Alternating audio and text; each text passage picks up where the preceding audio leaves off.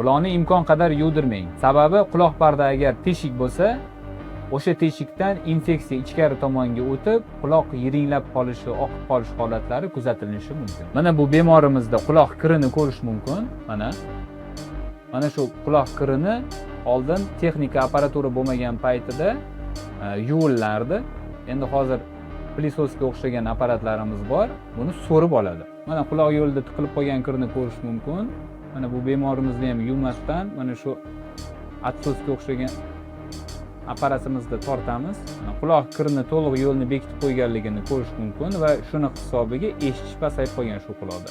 Buni yuvmasdan atsosda tortib tozalaymiz. Mana kirimiz chiqib kelyapti tashqariga ko'rish mumkin. Mana quloqning ichidan chiqqan kir, ya'ni eshitishga to'sqinlik qilib quloq yo'lini bekitib qo'ygan kir. Ko'pincha quloq tozalagan paytda paydo bo'ladi. Mana ko'rishimiz mumkin, ikkita quloq pardasi butun toza. Shu kabi foydali ma'lumotlar uchun sahifaga obuna bo'lib qo'ying.